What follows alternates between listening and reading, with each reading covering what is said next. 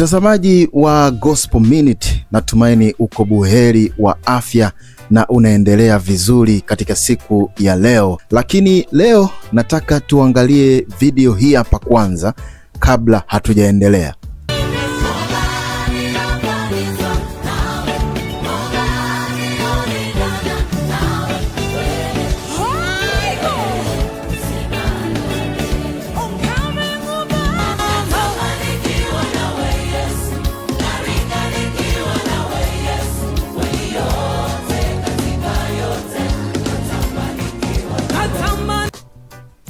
Video hiyo inaelezea nyimbo mbili tofauti. Wimbo wa kwanza umeimbwa na hawa waimbaji kutoka South Africa, sitawataja kwa jina, ni kwaya moja iko South Africa pale. Ili kulinda brand yao hatuwezi kutangaza jina lao hapa. Lakini hii ya pili ni nyimbo ambayo nataka tuizungumzie leo. Ni nyimbo ya Neema Gospel mpya ambayo imeachiliwa siku 3-4 hivi juzi hapa. Nimekutana na story ambayo imechambua nyimbo hizo mbili na kusema kwamba Neema Gospel wamekopi hiyo nyimbo kutoka kwa hao jamaa kutoka South Africa. Sasa nikasema hii story siwezi kuiacha hivi hivi, lazima nije ni discuss na watu wangu wa hapa ambapo huwa tuna discuss kwenye chimbo letu la mambo ya gospel na issues mbalimbali za uimbaji. Umeona bwana? Sasa nataka tuiangalie tena hiyo video, halafu ndio tuanze kudiscuss.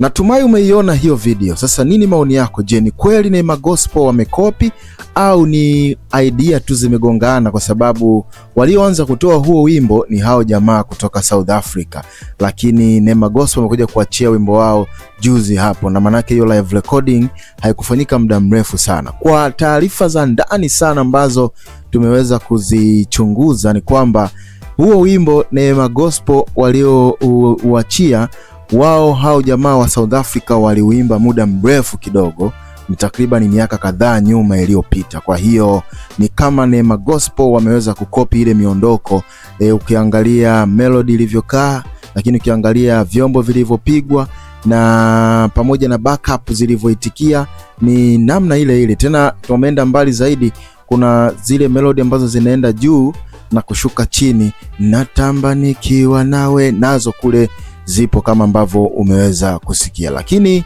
wengine wakaenda mbali zaidi kwenye comment, wakasema ni mkutaniko wa nguvu za Roho Mtakatifu katika swala la Injili, kwa sababu nyimbo hizi za gospel ni tofauti na nyimbo za secular. Wengine wakawa wakali zaidi wakimfokea jamaa ambaye alipandisha video hiyo kwenye ukurasa wa Facebook, wakimwambia kwamba umekosea bwana, haya sio mambo ya nyimbo ya secular, manyimbo ya duniani huko ambayo unaweza ukachambua. Pia wakasema kwamba kwenye Injili hakuna shida, ili mradi tu Injili inahubiriwa na mambo mengine yanaendelea, watu wanaokoka na wanatibiwa, sio shida kwa kwaya au kwa mwimbaji kukopi nyimbo na kuiimba kama ilivyo. Umeona bwana? Sasa ukaibuka mjadala mkubwa sana. Mimi nataka kujua kutoka kwako wewe mtazamaji wa Gospel Minute, ambaye umekuwa hapa ukijua namna gani ambavyo nyimbo zinakwenda, namna gani ambavyo utunzi unakuwa, na namna gani ambavyo muziki inapigwa. Je, ni sahihi kwa hichi ambacho kimetokea kwenye kwaya ya Neema Gospel? Wewe uko upande gani? Ni sawa kukopi?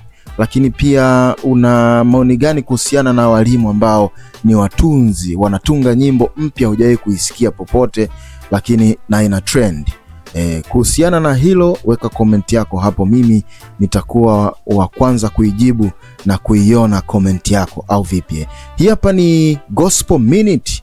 Maoni yako yatakuwa yana manufaa kwangu, lakini na kwa wengine ambao wanafuatilia wataweza kujifunza kitu kutoka kwako wewe ambaye utaweka comment yako kuhusiana na wimbo huu wa Neema Gospel, au vipi? Ulikuwa pamoja nasi Gospel Minute, na tunakuachia wewe mdau uweze kutupa maoni yako kuhusiana na wimbo huo ambao nimekuwekea hapo. Hii hapa ni Gospel Minute. Enjoy your lifetime.